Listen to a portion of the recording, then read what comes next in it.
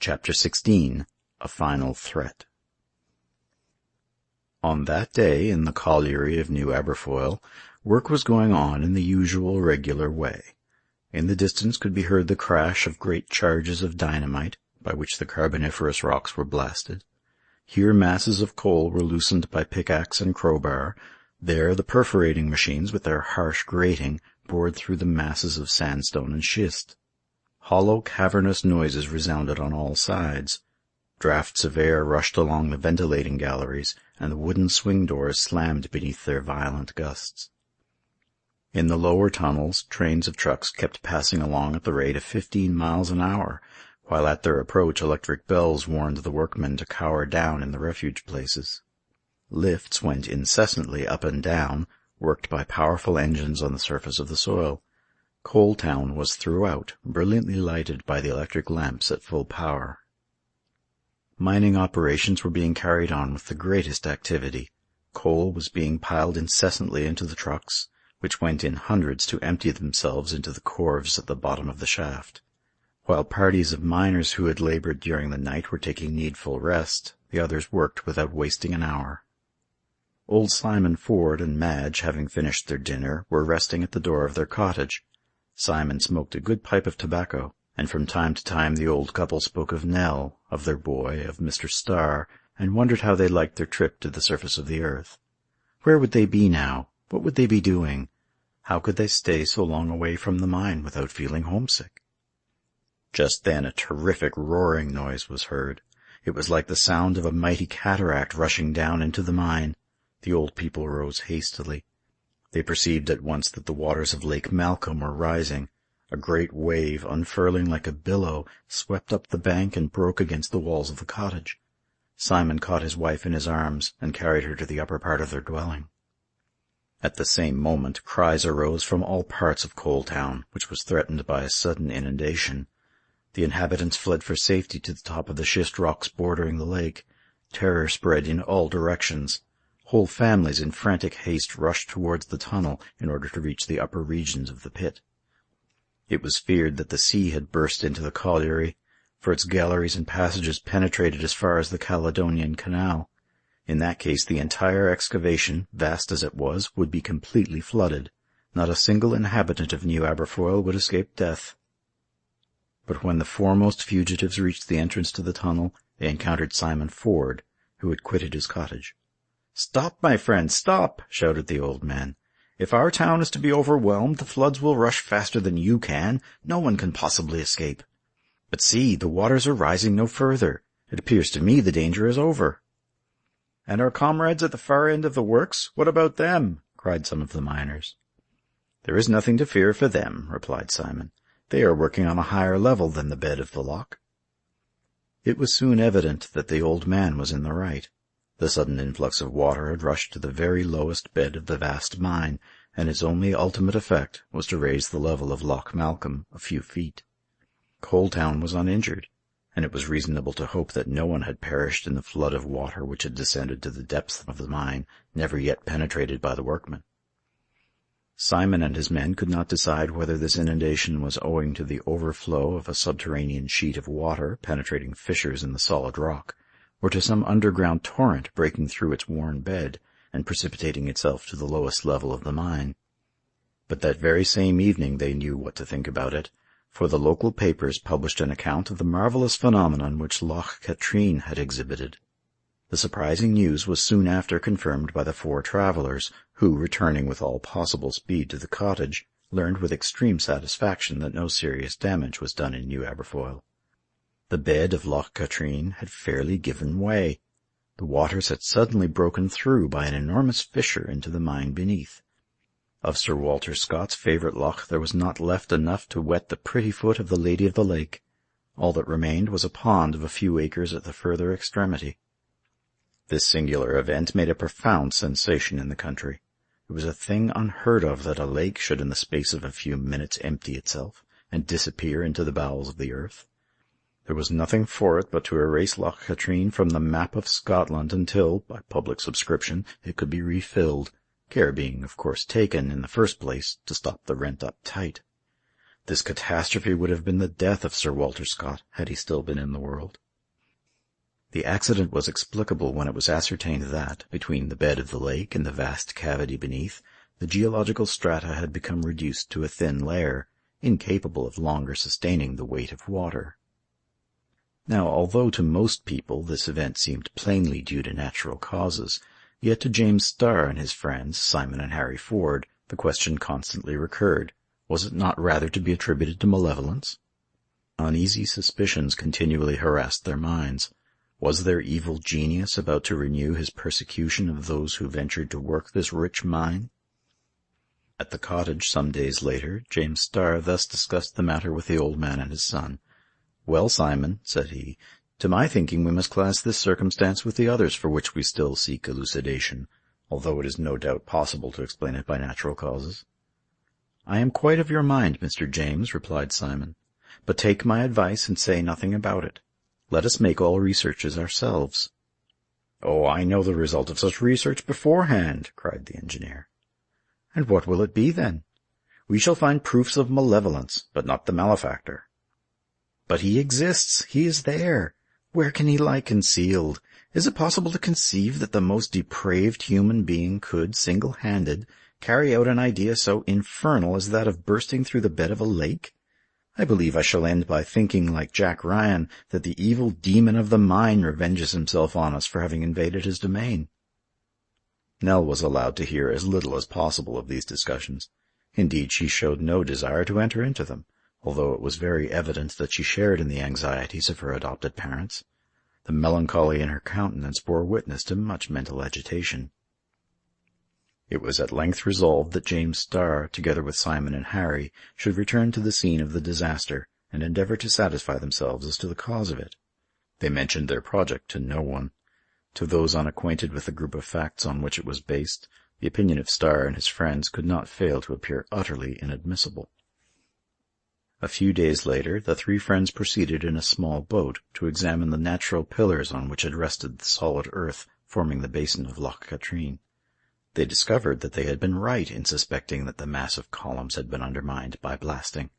The blackened traces of explosion were to be seen, the waters having subsided below the level of these mysterious operations. Thus, the fall of a portion of the vast vaulted dome was proved to have been premeditated by man, and by man's hand had it been effected. "It is impossible to doubt it," said James Starr, "and who can say what might not have happened had the sea, instead of a little loch, been let in upon us?" "You may well say that," cried the old overman, with a feeling of pride in his beloved mine, "for nothing less than a sea would have drowned our Aberfoyle. But once more, what possible interest could any human being have in the destruction of our works?" "It is quite incomprehensible," replied James Starr. "This case is something perfectly unlike that of a band of common criminals who, concealing themselves in dens and caves, go forth to rob and pillage the surrounding country. The evil deeds of such men would certainly, in the course of 3 years, have betrayed their existence and lurking-places. Neither can it be, as I sometimes used to think, that smugglers or coiners carried on their illegal practices in some distant and unknown corner of these prodigious caverns, and were consequently anxious to drive us out of them. But no one coins false money or obtains contraband goods only to conceal them. Yet it is clear that an implacable enemy has sworn the ruin of New Aberfoyle, and that some interest urges him to seek in every possible way to wreak his hatred upon us. He appears to be too weak to act openly, and lays his schemes in secret, but displays such intelligence as to render him a most formidable foe. My friends, he must understand better than we do the secrets of our domain, since he has all this time eluded our vigilance. He must be a man experienced in mining, skilled beyond the most skilful. That's certain, Simon. We have proof enough of that. Let me see. Have you never had a personal enemy to whom your suspicions might point? Think well. There is such a thing as hatred which time never softens. Go back to recollections of your earliest days. What befalls us appears the work of a stern and patient will, and to explain it demands every effort of thought and memory. Simon did not answer immediately, his mind evidently engaged in a close and candid survey of his past life. Presently raising his head, "No," said he, "no. Heaven be my witness, neither Madge nor I have ever injured anybody. We cannot believe that we have a single enemy in the world." "Ah, if Nell would only speak!" cried the engineer. "Mr. Starr, and you, father," said Harry, "I do beg of you to keep silence on this matter, and not to question my poor Nell.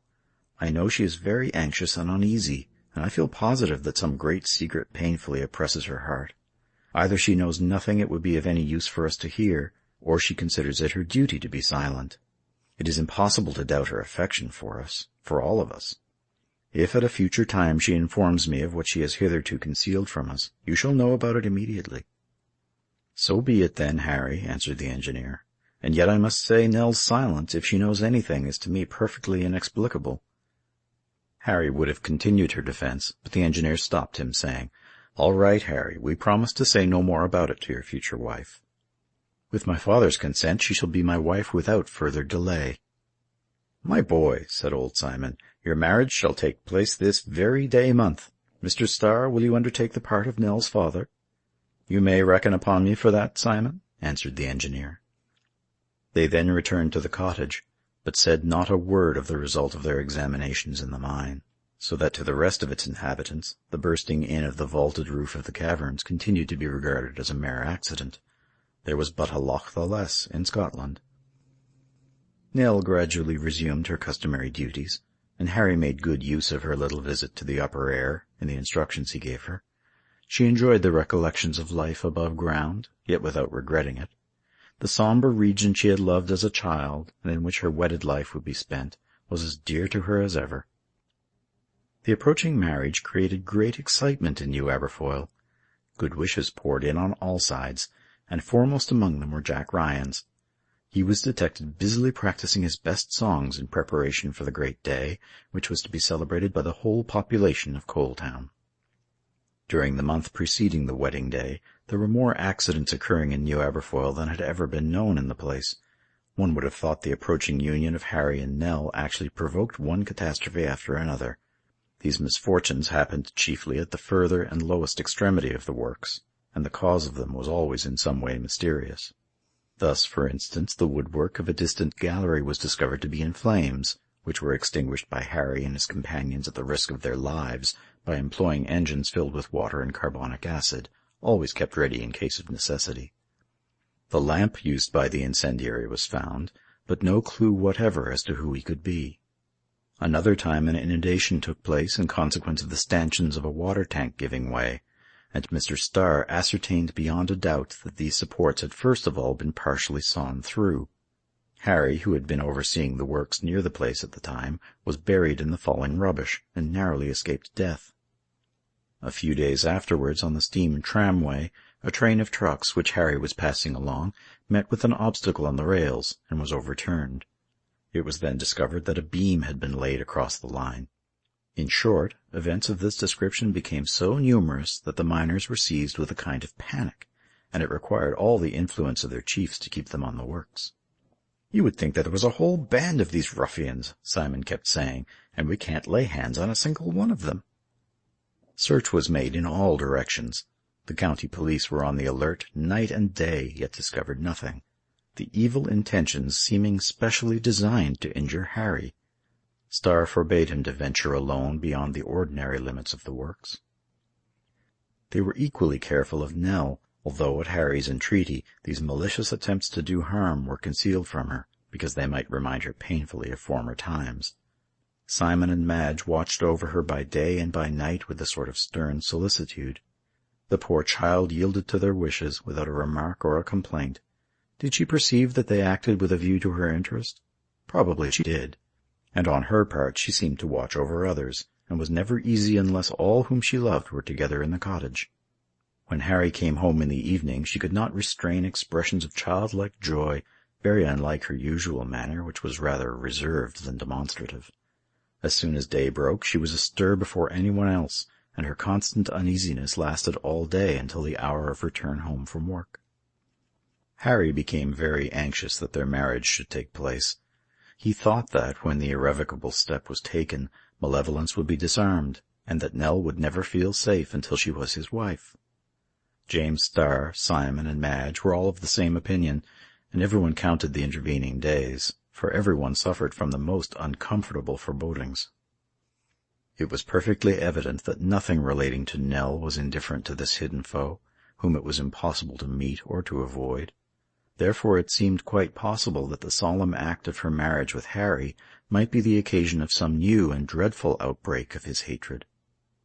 One morning, a week before the day appointed for the ceremony, Nell, rising early, went out of the cottage before anyone else. No sooner had she crossed the threshold than a cry of indescribable anguish escaped her lips. Her voice was heard throughout the dwelling. In a moment Madge, Harry, and Simon were at her side. Nell was pale as death, her countenance agitated, her features expressing the utmost horror. Unable to speak, her eyes were riveted on the door of the cottage, which she had just opened. With rigid fingers she pointed to the following words traced upon it during the night. "Simon Ford, you have robbed me of the last vein in our old pit. Harry, your son, has robbed me of Nell. Woe betide you! Woe betide you all! Woe betide New Aberfoyle! Silfax." "Silfax!" exclaimed Simon and Madge together. "Who is this man?" demanded Harry, looking alternately at his father and at the maiden. "Silfax!" repeated Nell in tones of despair. "Silfax!" And murmuring this name, her whole frame shuddering with fear and agitation, she was borne away to her chamber by old Madge. James Starr, hastening to the spot, read the threatening sentences again and again.